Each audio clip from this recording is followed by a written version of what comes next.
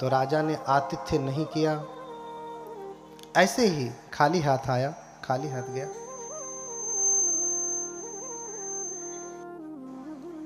अब माता महामाया चूंकि जान गई कि उनके गर्भ में बोधिसत्व आ चुके हैं, इसीलिए माता ने स्वप्न देखा है। तो जैसे कोई दीपक तेल से भरा हो, अगर आपको हाथ में दे दिया जाए, कोई दीपक हो और तेल से भरा हो, हाथ में पकड़ा दिया जाए, तो आप कैसे चलते हैं?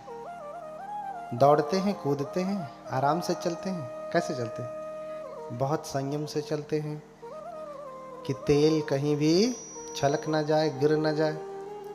ऐसे ही जब माता गर्भवती होती हैं तो पूरा ध्यान रखती हैं कि कहीं बच्चे को कोई नुकसान ना होवे। जैसे माताएं जब गर्भवती होती हैं तो बहुत ध्यान रखती हैं, ऐसी कोई चीज नहीं खाती कि बेटे को नुकसान पहुंचे, बेटा बुरा हो जाए। इतना ध्यान रखने के बाद भी बेटा, मैंने कहा जंगाली हो जाता है, जंगली हो जाता है। क्यों? क्योंकि आपको खेती करने नहीं आया। इसलिए माता महामाया से सीखिए कि माता महामाया पहले तो तैयारी करती हैं खेती की, अब देखिए खेती कर कैसे रही हैं। माताएं ध्यान देंगी विशेष रूप से। और पिता तुल्य भाई बंधु जितने भी लोग जो पिता हो चुके हैं, होने वाले हैं, वो सब ध्यान दें। जो हो चुके हैं, गलतियां कहाँ हुई वो जान जाएंगे, बच्चों को सिखाएंगे। और जो अभी हुए नहीं वो गलतियां ना करें, जैसा चाहे वैसी संतान पैदा करें। क्यों? क्योंकि कल मैंने कहा कि भगवान बुद्ध का धर्म वैज्ञानिक है, लेकिन ऐसा वैज्ञानिक नहीं जैसा आप मानते हैं। हाँ? तो माता महामाया उस दिन से जितने भी अवगुण रहे होंगे थोड़े मोड़े, वो सब त्याग दिया, नियम का पालन करने लगी।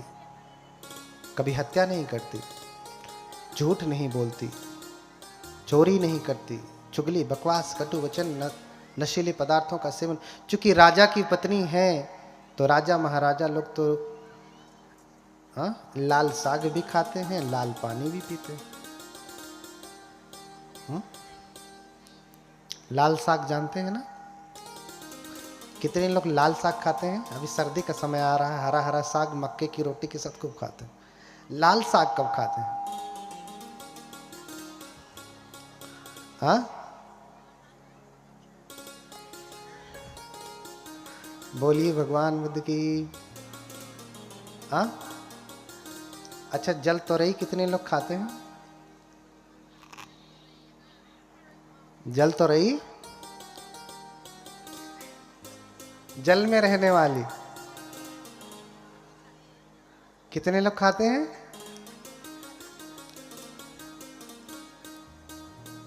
अब चूंकि रानी है तो कभी कभार खाती ही रही होंगी। अच्छा, पक्षी फल कितने लोग खाते हैं? पक्षी फल? हाँ, माताएं पक्षी फल खाती हैं। सेब, संतरा, अंगूर, अनार, ये सब तो खाई होंगी। पक्षी फल खाई हैं? नहीं खाए ना? वो सफेद सफेद होता है, गोल गोल। बोलिए भगवान बुद्ध की। उबाल उबाल के छिलका निकाल निकाल करके खाते हैं। बोलिए भगवान बुद्ध की। अच्छा, धरती ढकेल खाते हैं?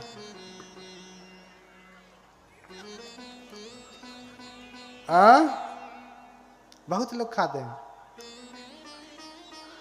खाते हैं ना?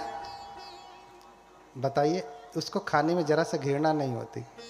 हाथ में गंदगी लग जाए तो 50 बार हैंड वॉश से धुलेंगे, और गंदगी खाने वाले को बड़े चाव से खाते हैं। हम्म? तो जब से माता महामाया गर्भवती हुई तब से सारा त्याग दिया। तो प्राणतिपाता का अर्थ ही होता है कि मैं हत्या नहीं करूंगा, किसी जीव की हत्या नहीं करूंगा। और जब हत्या करने के लिए पहले ही भगवान रोक रहे हैं तो भगवान कहेंगे कि मांस खाओ, मांस बिना हत्या के आएगा? कुछ लोग कह सकते हैं आजकल, कल ही मैंने व्याख्या की, वैज्ञानिक कारण होगा तो खाएंगे ही। एक कॉमन बात है, सामान्य सी बात है। बुद्ध पहला ही सील दे रहे हैं कि पाणातिपाता वेरमणि सिक्खापदं समादियामि, मैं जीव हत्या नहीं करूंगा ऐसी शिक्षा ग्रहण करता हूं। तो हत्या नहीं करूंगा यानी हत्या में सहयोग करूंगा, ऐसा कहा क्या? यानी किसी भी प्रकार से न हत्या करूंगा न हत्या करने में सहयोगी बनूंगा। इसलिए इस समय जो हमारे बाबा साहब को मानने वाले वंश के लोग हैं, उन्हें कहा जाता कि पहले मरे पशुओं का मांस खाते थे। क्यों? क्योंकि वो बौद्ध थे, वो कभी किसी की हत्या नहीं करते थे। अपने घर में पड़ी गाय को भी मार के खाया नहीं, बकरी को मार के खाया नहीं, पक्षी को मार के खाया नहीं। मर गया तो खा लिया, मरने के बाद अब क्या, कौन सी हत्या बची? लेकिन आज ऐसा दिन नहीं है। आज ऐसा दिन है नहीं, इसलिए बात ही नहीं होती कि आप मांस खाएं। आज आपके लिए हजारों प्रकार के भोजन है शाकाहार। रैदास जी कहते हैं कि जीवत को मुर्दा करे, यही मंदिर है ना संत सिरोड़ में, रैदास मंदिर। जीवत को मुर्दा करे अरु खाए मुर्दार, मुर्दा सम सम होई है कह रैदास विचार। कहते हैं कि पहले जिंदा को मुर्दा करते हैं और फिर मुर्दा को खाते हैं। अच्छा, आप जाने अनजाने में आपके घर में हर दिन मुर्दा पकता है? नहीं पकता। जो चीज मर गई वो मुर्दा हो गई। आदमी चाहे अपनी मौत से मरा या किसी ने मार दिया, उसका शरीर क्या हो जाता है? मुर्दा। ऐसे ही मुर्गे को, वो चाहे अपने से मरा चाहे आपने मारा, उसका शरीर क्या हो गया? मुर्दा। तो आप तो मार ही देते हैं। देखो कितनी निर्दयी हैं आप। मैं तो कहता हूं कि एक अमीर व्यक्ति कम निर्दयी है, गरीब ज्यादा है। समझेंगे आप? कम से कम वो उसका प्रत्यक्ष कारण नहीं बन रहा है, वो तो बाहर से खरीद लिया। दोषी वो भी है, ऐसा नहीं बाहर से खरीद के खा रहा है तो दोषी नहीं, ऐसा नहीं, वो भी दोषी है। लेकिन आप प्रत्यक्ष दोषी हैं। जिस मुर्गी को, जिस बकरी को, जिस बकरे को आपने अपने बच्चों के जैसा पाला, ती ती ती ती करते हैं, मुर्गी भागी आती है, मुर्गा भागा आता है कि नहीं? अपने बेटे को बुलाते हैं एक बार में तो कितनी बार में आता है? बकरी को बुलाया तुरंत भागी चली आती है। बेटे से भी ज्यादा, बेटी से भी ज्यादा आपने उसे प्रेम किया, और फिर इस थोड़े से स्वाद के लिए, एक दिन की स्वाद के लिए उसके मौत के घाट उतार दिया। आपसे बड़ा कोई निर्दयी है कोई? कहते हैं अरे तो साग भाजी है, हम पालते हैं इसीलिए, जैसे हम सब्जी उगाते हैं खाने के लिए, ऐसे इनको उगा रहे हैं खाने के लिए। बड़ी अच्छी बुद्धि है भैया, उगाओ और खाओ।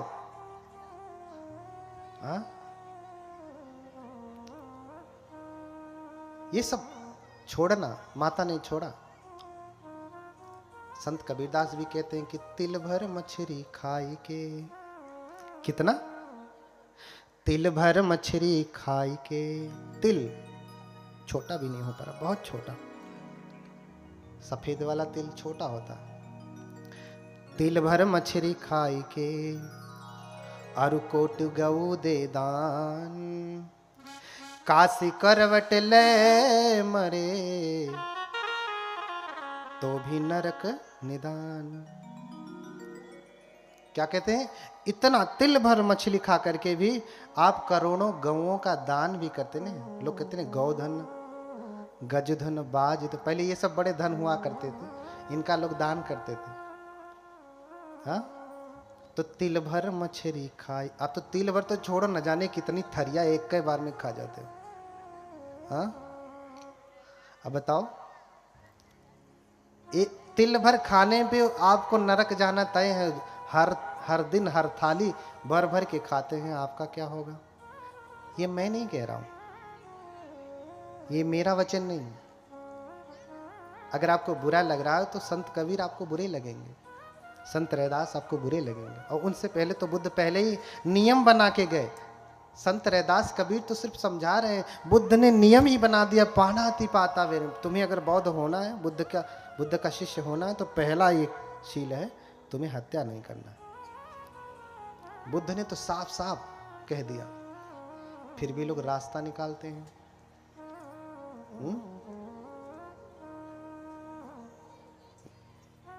तो भी रास्ता निकालते हैं। तो जिसको नरक में जाना है वो मछली खाए, मांस खाए, जीवित को मुर्दा करे और फिर मुर्दा खाए। संत रैदास के वचन को झूठा माने, बुद्ध के वचन को झूठा माने। जानते हैं जिनका नारा आप लगा रहे थे, जय भीम जय भीम, बोधिसत्व बाबा साहब, उनके गुरु कितने गुरु हैं? कितने? 3 गुरु हैं, फूले, कबीर और बुद्ध। बाबा साहब कौन है? कल हमने बताया, बोधिसत्व है, भारत रत्न नहीं। भारत रत्न आज तो नाश्ता गाता, उसको भारत रत्न दे। बाबा साहब ये देना भी बहुत, बाबा साहब को छोटा कर देना। हाँ, बाबा साहब को छोटा कर देना। तो भारत के प्रथम विद्वान, हम तो कहते हैं विश्व के प्रथम विद्वान, उनके गुरु कौन है? संत कबीर हैं। वो कह रहे हैं तिल भर मछली खाए के, मैं नहीं कह रहा। कौन कह रहे हैं? बाबा साहब के गुरु, जिनको आप हृदय से भी ज्यादा मानते हैं, प्राणों से भी अधिक प्रिय आपके लिए जो है, उनके वचन है। और उनको मानने वाले भी वही खाते हैं। तो फिर भैया, कभी कभी मुझे लोग कहते हैं ना बाबा साहब को नहीं मानते। मैंने कहा भैया, जैसे तुम मानते हो वैसे तो मैं नहीं मानता, तो तुम ऐसा ही मानो कि मैं बाबा साहब को नहीं मानता। मैं बाबा साहब को नहीं मानता क्योंकि तुम जैसे मानते हो। हाँ, बाबा तेरा मिशन अधूरा, दारू पी के करेंगे वो, तो भैया वैसे तो नहीं मानता। हाँ, वैसे मानने वाला मैं नहीं हूं। 5वां सील भगवान बुद्ध का, बुद्ध की शरण में ले जाने वाले बाबा साहब, और बुद्ध बाबा साहब के गुरु, उनके गुरु शील दे रहे हैं 5वां सील कि मैं शराब का सेवन नहीं करूंगा। कच्ची शराब, पक्की शराब, कोई भी नशीली चीज उसका सेवन नहीं करूंगा। और जो व्यक्ति इसका सेवन कर रहा, आपने कभी पढ़ा सुना कि बाबा साहब शराब पी रहे हैं, नशा कर रहे हैं, पता कर रहे हैं? गांजा पी रहे हैं। गांजा पिए गुरु ज्ञान बढ़े, अरु खून बढ़े अंदर का। इसलिए तो बढ़ाते ना, गांजा पीने वाले देखो खूब हट्टे कट्टे होते, ऐसे करो तो मऊ छोड़ करके आजमगढ़ में गिरेंगे,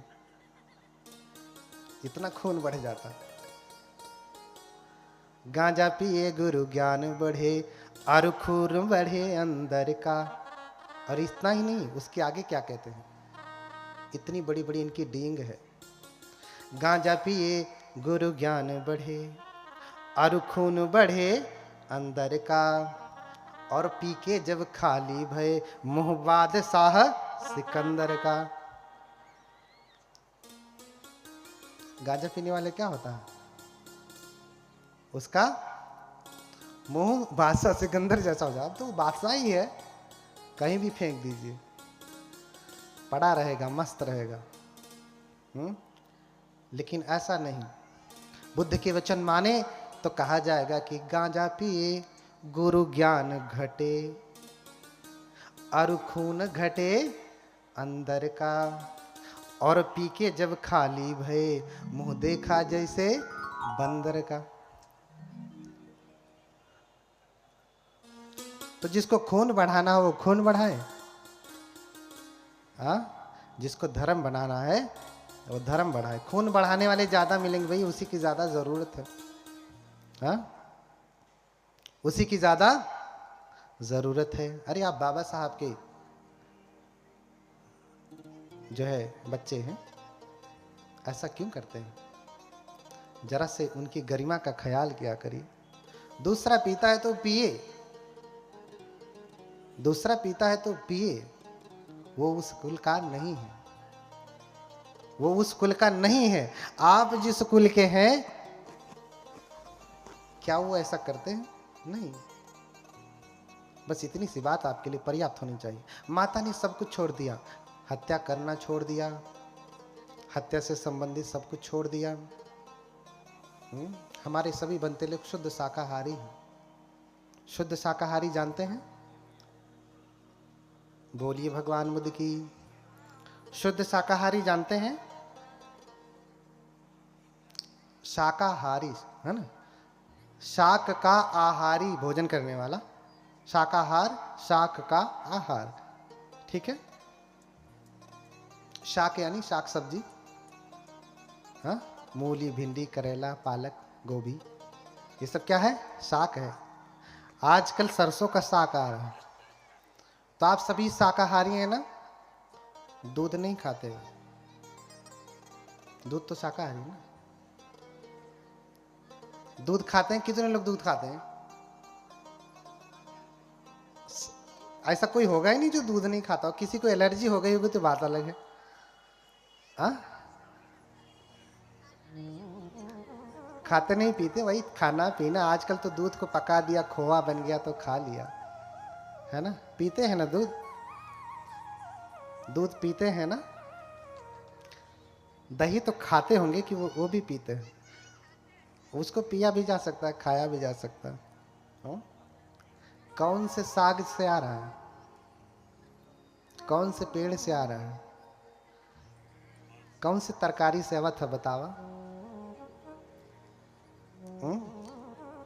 और ठीक है, मैं उसे बुरा नहीं कहता, आप वो दूध खाएं, लेकिन पहले जब कोई दूध खाता था तो अपने घर में गाय रखता था, भैंस रखता था, उसे अपने घर के सदस्य जैसा प्रेम करता था, पालन पोषण करता था, नहलाता था, धुलाता था, प्यार करता था, बीमार होने पे दवाई करता था। बछड़ा हो चाहे बछड़ी हो, अगर बछड़ा हो गया तो उसे भगाता नहीं था। भैंस भैंसा होता है ना, पनिया पड़वा,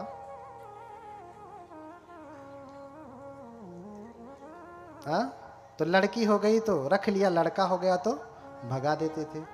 लेकिन गांव में ऐसा नहीं होता था, ऐसा नहीं होता था। चाहे वो काम लायक हो या ना हो, उसका बेटा है तो वहीं खूंटे पे रख करके उसे खिला पर करके उसका जीवन वहीं पे कटता था।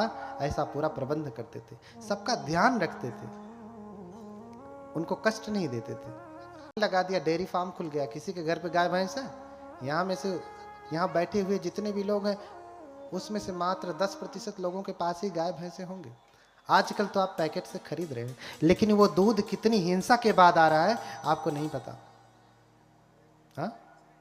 एक तो तीसरा सील तोड़ करके आता। अच्छा, कोई व्यक्ति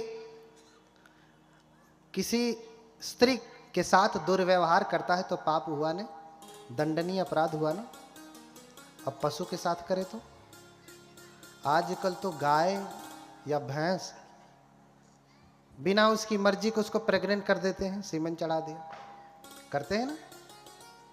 भैया तुम क्या कर रहे हो?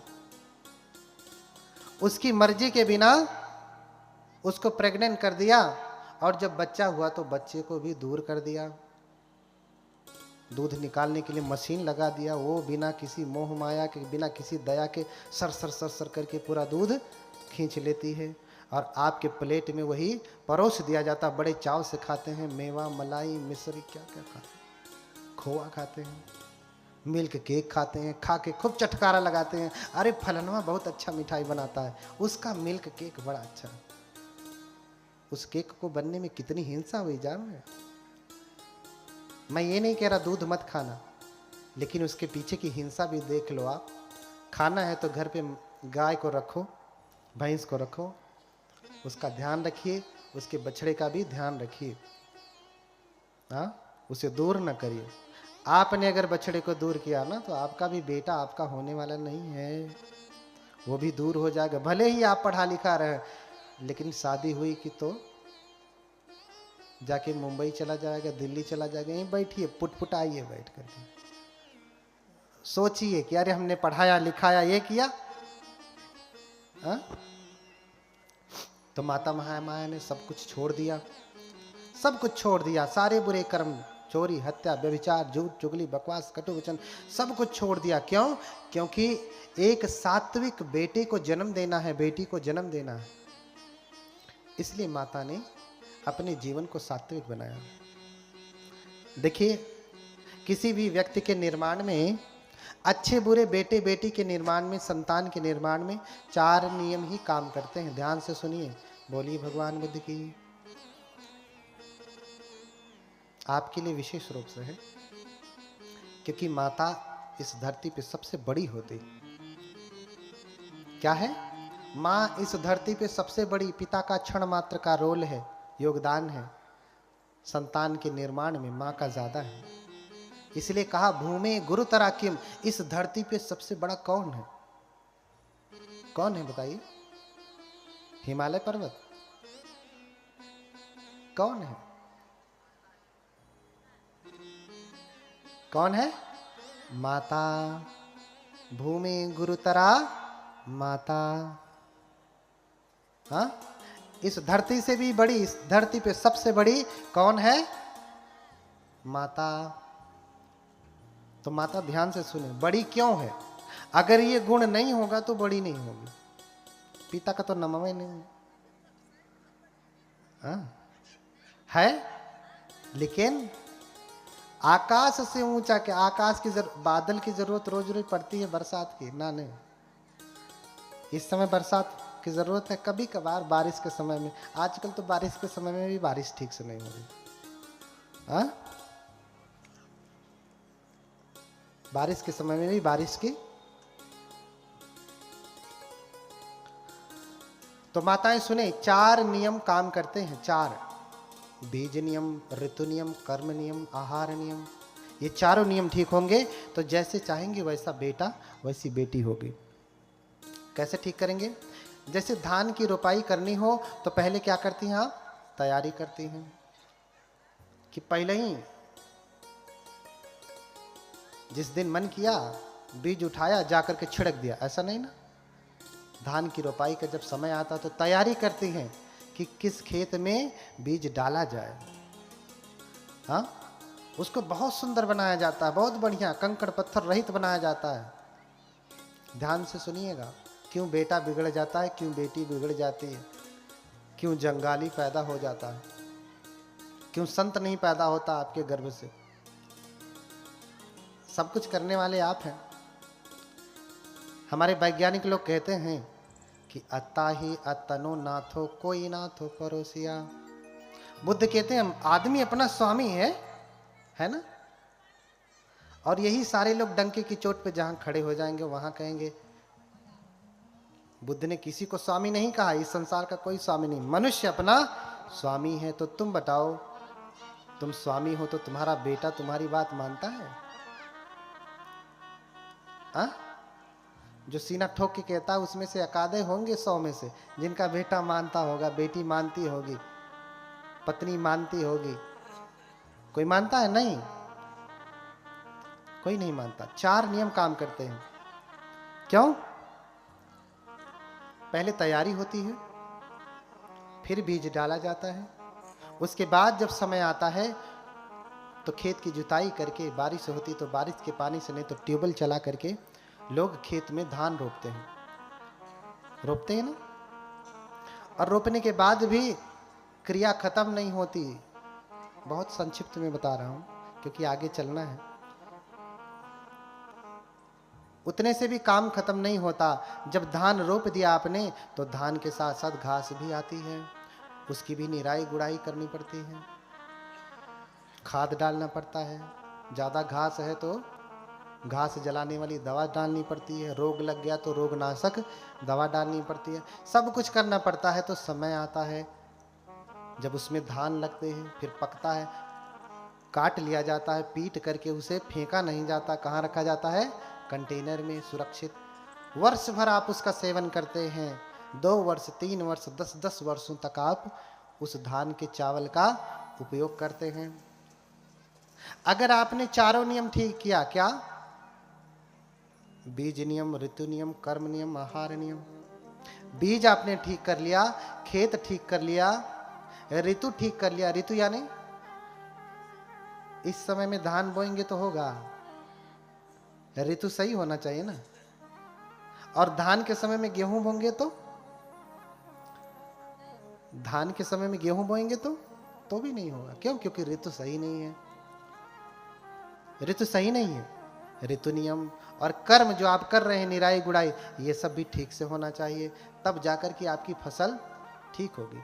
बीज अच्छा है, उपजाऊ खेत है, खेत बढ़िया है, सही ऋतु में आपने बोया है, समय पे निराई गुड़ाई किया है, खाद पानी दिया है, तो कोई ऐसा कारण है कि फसल खराब हो जाए?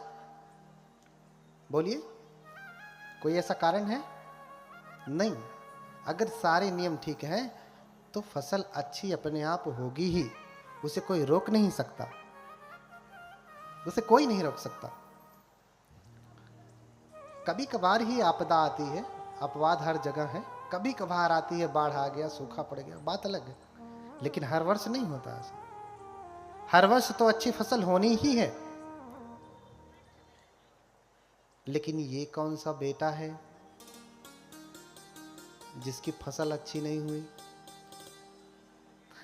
अगर किसान ठीक से खेती करता है तो फसल अच्छी होती, पैदावार बढ़िया होती, लेकिन आपकी पैदावार अच्छी नहीं हो रही। कारण क्या है?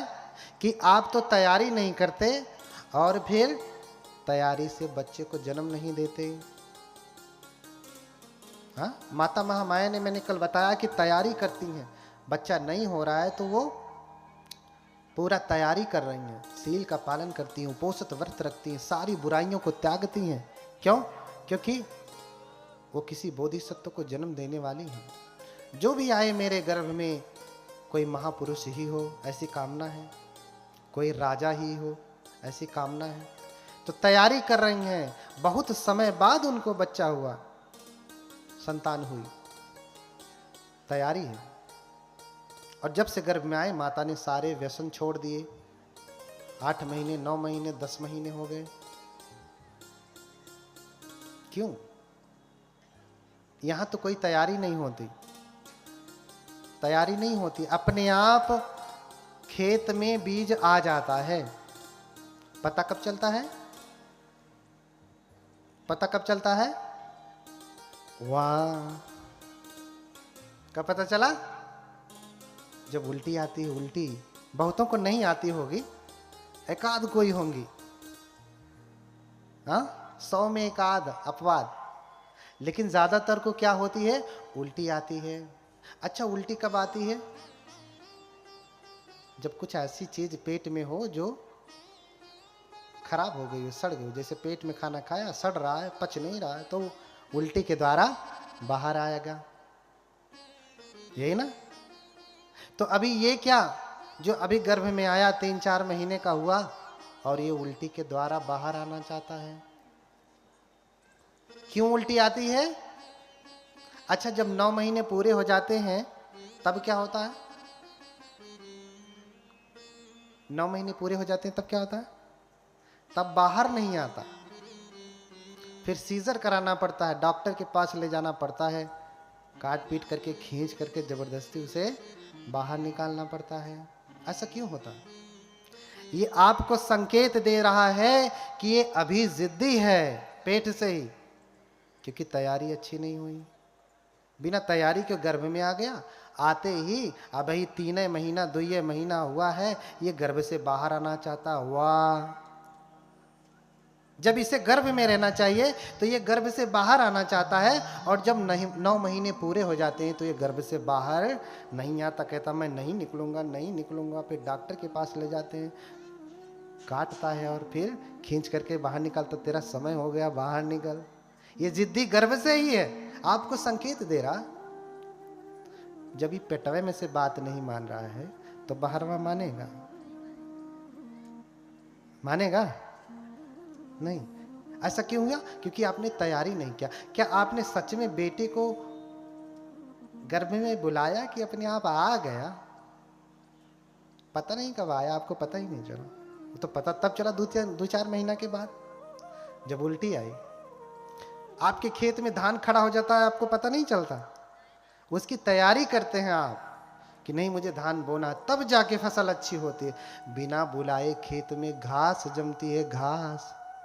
बिना बुलाए गर्भ में घास जमती है, घास। बेटा नहीं, बेटी नहीं। बेटा बेटी पैदा किए जाते हैं, बेटा बेटी पैदा किए जाते हैं। अव्यक्ततः पठमे माँ से सप्ताहात कलली भवेत, माँ से द्वितीय कलल्लात पेशवत्व अर्बुदम व्यक्ति भवति माँ से तत्रेय गात पंचकम मूर्धा द्वय सत्थिनी बाहु सर्व सूक्ष्म जन्म च चतुर्थे व्यक्तांगा नाम चेतनायाश्च पंचमम षष्ठे शिरायु बलवर्ण नख त्वचाम सर्वे सर्वंग भावे पुष्यति सप्तमे ओजाष्टमे संचरति माता पुत्रो मुहु क्रमात्। ये 8वें महीने का पूरा क्रम है। ये पूरा क्रम है जो मैंने आपको बताया। इस क्रम को ठीक करेंगे तब जाकर के संतान 9वें महीने में बाहर ठीक से आएगी। तो पहले तैयारी करें। जैसे फसल की तैयारी करनी होती है, ऐसे बेटे बेटी की तैयारी करें। शादी विवाह कर लिया आपने, वैवाहिक जीवन का आनंद लीजिए, लेकिन बेटा बेटी संतान ऐसे मत पैदा करिए। संतान के लिए फिर इसी को कहते हैं फैमिली प्लानिंग। फैमिली प्लानिंग का मतलब ये नहीं कि 2 ठो हो गए बस प्लान। ये क्या है? अर्थ से ही समझो आप, फैमिली प्लानिंग का मतलब क्या है। सच्ची फैमिली प्लानिंग यही है कि हम अब बच्चे को जन्म देने जा रहे हैं, तो बेटे को जन्म देने जा रहे हैं, घास को नहीं, पतवार को नहीं, तिन्ना को नहीं, धान को जन्म देने जा रहे हैं। बिना पूछे खेत में तिन्ना ही नहीं जमता है। हाँ, अपने मनवे का साफ काम करता, अपने मन में जमता है, अपने मन में बढ़ता है, अपने मन में झड़ भी जाता है। होता है ना। लेकिन धान ऐसा नहीं करता। तो धान चाहिए कि तिन्ना? क्या चाहिए? अब आप लोगों को समझ में आ गया होगा कि गलतियां कहां से हुई। बातें और भी है। अब से तैयारी करना। तो तैयारी करने के लिए अगर आप चाहते हैं कि सात्विक संतान हो, तो पहले तैयारी करना है कि अब हमारे विवाह के 2, 4, 5, 6 साल हो गए हैं, अब हमें एक संतान चाहिए। तो पति पत्नी बैठ करके विचार कर लें कि आज तक हम जो भी कुछ करते रहे ऊट पटांग, अब से हम सात्विक जीवन बिताएंगे। अपनी काया को शुद्ध करेंगे, वाणी को शुद्ध करेंगे, मन को पावन करेंगे, और फिर सात्विक मन से, सात्विक काया से जब हम आप दोनों इकट्ठे होंगे, तब जब संतान आएगी तो कैसी होगी? अच्छी होगी। और गर्भ में आ गई, इतना से ही काम खत्म नहीं होता। धान रोप दिया, आपकी ड्यूटी खत्म नहीं हुई, पूरा अंत तक जिम्मेदारी, 9 महीने तक पूरी जिम्मेदारी आपको करनी पड़ेगी। माँ गर्भ में बच्चे को लिए हुए है और देख क्या रही है? तारक मेहता का उल्टा चश्मा। तो लड़कवा बहरे आई तो का करी? चश्मा सीधे लगाई, उत निकाल के तोड़ के फेंक दे। सास बहू के झगड़े, वो तो पेट से ही सीख रहा है ना। आपने एक कथा सुनी होगी कि अभिमन्यु गर्भ में थे तो कथा सुना, उनके पिता चक्रव्यूह तोड़ने की कला सिखा रहे थे। माता सो गई तो बेटा भी सो गया। हाँ, इसलिए अंतिम व्यूह तोड़ना उन्होंने गर्भ में सीखा नहीं, क्योंकि मां सो गई तो बच्चा सो गया। हाँ, ये सारी कथाएं पहले से ही प्रेरित है यहाँ पे। इसलिए आप इसे ठीक करें, क्योंकि आप जो खाती हैं, कल हमने बताया मनोसंचेतना आहार, कबली का आहार तो आप ठीक लेते हैं, लेकिन मन का आहार ठीक नहीं लेते। क्योंकि हम जो भोजन करते हैं ना, उसका सत्व आप ही को नहीं जाता, आपके बच्चे को भी जाता है। आपने सेब खाया तो आपके शरीर को ही नहीं गया, किसको गया? बेटे को भी गया, बेटी को, जो भी है संतान आपके घर में, उसको भी गया। ऐसे ही आपने क्रोध किया तो क्रोध आप ही नहीं कर रहे हैं, क्रोध का संस्कार किसको जा रहा है? बच्चे को भी जा रहा है। जैसे जो माँ गर्भवती है, पति बड़ा बदमाश है, डरा धमका के रखता है, मारता पीटता है, पत्नी हमेशा डरती रहती है, तो उसका बेटा भी पेट से ही डरपोक हो जाएगा। क्या हो जाएगा? क्योंकि माँ डर रही है, तो माँ डर रही है, तो माँ के द्वारा जो है नाभि से बच्चा भी जुड़ा हुआ है। माँ डरेगी तो बच्चा भी डरेगा। डरना वो गर्भ से ही सीख के आ रहा है। इसलिए बुद्ध कहते हैं, बुद्ध के शब्दों में, आज की भाषा में कहूं तो आप गर्भ से ही आईएएस पीसीएस पैदा कर सकते हैं। आईएएस पीसीएस गर्भ से ही पैदा कर सकते हैं, बस आपको समझना पड़ेगा। यही है बुद्ध का वैज्ञानिक धर्म। ये नहीं कि पानी कैसे बनता है, फिटकरी कैसे बनती है। जान भी गए तो कौन सा तुम्हारा दुख दूर हो गया? बताओ। पानी H2O है, हाइड्रोजन का 2 अणु, ऑक्सीजन के 1 अणु। जान गए तो बताओ कौन सा दुख खत्म हुआ? नहीं ना खत्म हुआ। ये विज्ञान जाने तो आपका दुख खत्म होगा ही, जो बच्चों से इतने परेशान रहते। कल को नहीं तो बच्चे को लेके आएंगे, कहेंगे बनते जी तो हमारा लड़का, इसको कुछ कहिए, कोई मंत्र फूंकिए कि ये ठीक हो जाए। अरे बेंगवा तो पहले ही गड़बड़ कह देला, तो हम का ठीक कर? हाँ, फसल तो पहले ही गड़बड़ है ना। इसलिए चारों नियम को ध्यान में रखें। पूरे गर्भ में 9 महीने कोई मजाक नहीं है। संतान को जन्म देना कोई मजाक नहीं है। मजाक करेंगे तो मजाक ही पैदा होगी। देखिए आजकल बच्चे गर्भ से ही पैदा हो रहे तो एकदम कमर हिलाने वाले। क्यों? विद्वान कम, कमर हिलाने वाले ज्यादा हो रहे हैं। ऐसा क्यों? क्योंकि आज घर घर में मोबाइल है और हर माँ वही कमर हिलाने वाला देख रही है। बेटा भी गर्भ में देख रहा है। बाहर निकलते ही कुछ सिखाना उखाना नहीं है, बस खाली म्यूजिक बजाइए, वो तो पहले ही सीख करके आया। हाँ, छोटे छोटे बच्चे ऐसा कमर हिलाते हैं कि क्या कहेंगे। छोटे छोटे बच्चे आईएएस नहीं बन रहे हैं, लेकिन बढ़िया बढ़िया डांसर हो जा रहे हैं। हाँ, जो डांसर होने के लिए 10 वर्ष लगते थे, आज वो वर्ष भर भी नहीं लगता, वो हो जा रहा है। क्यों? क्योंकि आप मन से वो आहार दे रही हैं गर्भ में ही। अगर आप ज्ञान का संस्कार गर्भ से देंगी तो बच्चा गर्भ से ज्ञानी नहीं होगा। हाँ, होगा।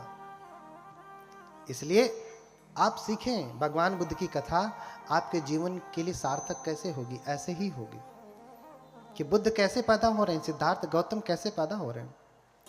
अब 9 महीने माता ने गर्भ में धारण किया, ये सारे नियमों का पालन किया। मोटे मोटे मैं आपको बताया हूँ, क्योंकि समय कम है।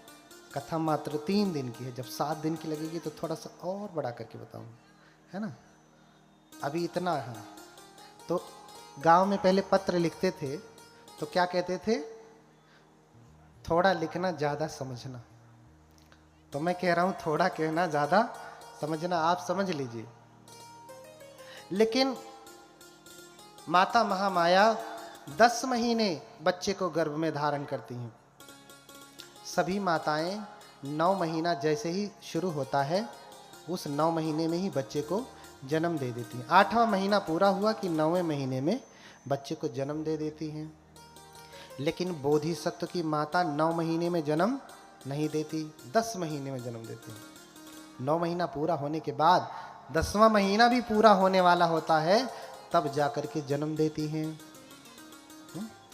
तो जब 10 महीने पूरा हुआ तो माता महामाया अपने पति से कहती हैं, 10 मासावसानम ही रण्यो देवी कथे सिदम मह्यम याति घरम देवम गंतुमिच्छम हमिति। हे राजन, मेरे गर्भ को 10 महीने हो गए हैं, मैं अपने मायके जाना चाहती हूँ। जब माँ गर्भवती होती है तो मायके जाती है ना। क्यों जाती है? माई ज्यादा ख्याल रखती है ना, इसलिए। ये पहले से ही चला आ रहा है कि ध्यान नहीं रखती थी। लेकिन उस समय उनकी सास भी नहीं थी, इसलिए वो अपने मायके जाना चाहती हैं। हाँ, अपने मायके जाना चाह रही हैं। मह्यंयाति घरं देवम गंतुमिच्छमहमिति, मैं अपने मायके जाना चाहती हूँ। तो राजा ने सारी व्यवस्था करवा दी 10 महीने में, और पूरे साज सज्जा के साथ, राजसी सुरक्षा के साथ माता महामाया देवदह के लिए प्रस्थान कर जाती हैं। कपिलवस्तु से देवदह, क्योंकि उनका घर तो वही है ना। और जब जाती हैं तो रास्ते में लुम्बिनी वन पड़ता है, लुम्बिनी वन, जहां से हमारे परम पूज्य बनते आए हैं, लुम्बिनी से, वहीं से आए हैं। अब वहां बड़े बड़े विहार हैं भगवान बुद्ध के। रास्ते में लुम्बिनी वन पड़ता है, तो वहां बहुत सारे सुंदर पुष्प थे, वृक्ष थे, बड़ा सुंदर वन था। माता महामाया को बड़ा सुंदर लगता है, तो निवेदन करती हैं जो पालकी लेकर के चल रहे थे उनको कि यहीं रोको, मैं थोड़े देर यहाँ पे भ्रमण करूंगी, क्योंकि वन बड़ा सुंदर है, सुंदर फूल खिले हैं, सुंदर फूल सुगंधित हो रहे हैं। माता उतरती हैं, 10वां महीना पूरा ही हो रहा है, इतना उन्हें अच्छा लग रहा है। एक शाल वृक्ष की टहनी ऐसे लटकी हुई थी, ऐसा वर्णन मिलता है मानो देवताओं ने टहनियां लटका दिया, लटकी थी पहले से। कभी कभी किसी चीज का व्यक्तिकरण किया जाता है अलंकार में, आपने पढ़ा होगा, पर्सनिफिकेशन अलंकार जो होता है, हाँ? व्यक्तिकरण कर दिया जाता, किसी बात को कहने के लिए व्यक्ति का रूप दे दिया जाता है। जैसे हवा ने अग्नि से कहा, अब हवा किसी अग्नि से कहेगी नहीं ना, व्यक्तिकरण, उसका व्यक्तिकरण कर दिया गया, पर्सनिफिकेशन कर दिया गया। ठीक है, तो मानव देवताओं ने टहनी लटका दी, और इतना सुंदर माता ऐसी टहनी जैसे ही पकड़ती हैं तो फिर वर्णन मिलता है मानो फिर देवताओं ने टहनी ऐसे ऊपर खींच लिया, और माता टहनी पकड़ी है, जैसे ही टहनी ऊपर जाती है, जाहिर सी बात है गर्भ से हैं, हाथ को छोड़ा नहीं, हाथ से टहनी पकड़ी है, और जैसे ही शाखा ऊपर गई तो झटका कहाँ पे लगता है, गर्भ में, और उनको प्रसव वेदना शुरू हो जाती है। तुरंत उनकी जो नौकरानियां थी, सेविकाएं थी, वहीं पे कनात घेर देती हैं। ऐसा वर्णन मिलता है कि शाखा छोड़ा नहीं उन्होंने, शाखा पकड़ी ही है, और पकड़े ही पकड़े, खड़े ही खड़े, सीधे सीधे माता ने अपने पुत्र को जन्म दिया। बोलिए भगवान बुद्ध की। शाल वृक्ष की शाखा को पकड़े पकड़े माता ने बच्चे को जन्म दिया।